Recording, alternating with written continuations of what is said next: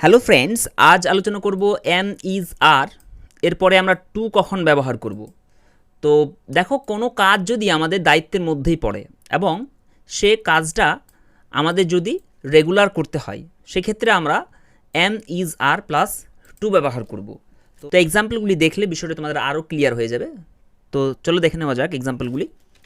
দেখো, আমাকে প্রতিদিন বাজারে যেতে হয়। এখানে তার বাজারে যাওয়া তার দায়িত্ব এবং এই কাজটি তাকে করতে হয়। অর্থাৎ সে কিন্তু বাজারে কিছুক্ষণ পর সে কিন্তু বাজারে যাবে না, সে কাউকে বলছে যে হ্যাঁ আমাকে প্রত্যেক দিন বাজারে যেতে হয়, এটা তার কাজ, এটা তার দায়িত্ব, সে কাউকে এই কথাটা বলছে। তখন কিন্তু এম টু ব্যবহার করব, অর্থাৎ তখন কিন্তু বি ভার্বের পর আমরা টু ব্যবহার করব। তো আই এম টু গো, আমাকে যেতে হয়। ফ্রেন্ডস, একটা ব্যাপার লক্ষ্য করবে, এখানে যদি এম না ব্যবহার করা হয়, যদি হ্যাভ ব্যবহার করা হয়, তাহলে এর অর্থ কী দাঁড়াবে? তাহলে এর অর্থ দাঁড়াবে আমাকে যেতে হবে। অর্থাৎ সে কিন্তু সচরাচর যায় না, কিন্তু এখন তাকে পরিস্থিতির জন্য তাকে যেতে হবে। অর্থাৎ কাজটি সে এখনও করেনি, কাজটি করবে এবং কাজটি তাকে করতে হবে।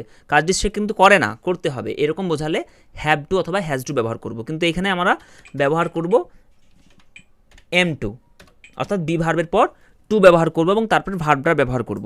তো সেক্ষেত্রে হয়ে যাবে আই অ্যাম টু গো, আমাকে যেতে হয় মার্কেট এভরিডে, আমাকে প্রত্যেক দিন বাজারে যেতে হয়, অর্থাৎ সেটা তার দায়িত্বের মধ্যে পড়ে এবং এই কাজটা তাকে করতে হয়।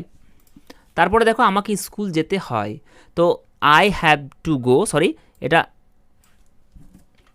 এম হবে, আই অ্যাম টু গো, আমাকে যেতে হয় টু স্কুল, স্কুলে।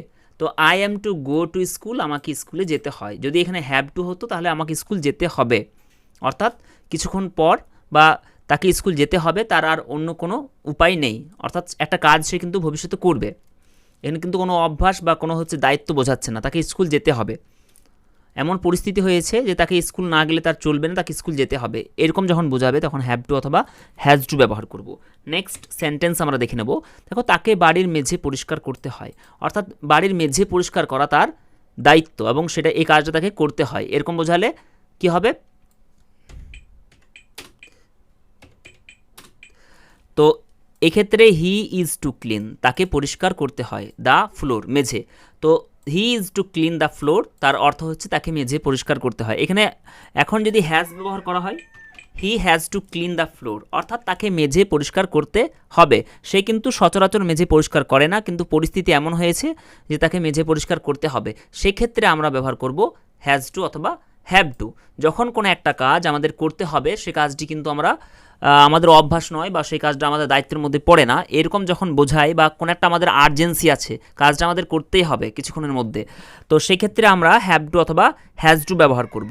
আর কোনো একটা কাজ আমাদের দায়িত্বের মধ্যেই পড়ে এবং সেই কাজটা আমাদের করতে হয়, রেগুলার করতে হয়, সেক্ষেত্রে আমরা এম ইজ আর তারপর টু ব্যবহার করব। আর যদি অতীত বোঝায় সেক্ষেত্রে আমরা ওয়াজ অথবা ওয়্যার ব্যবহার করব।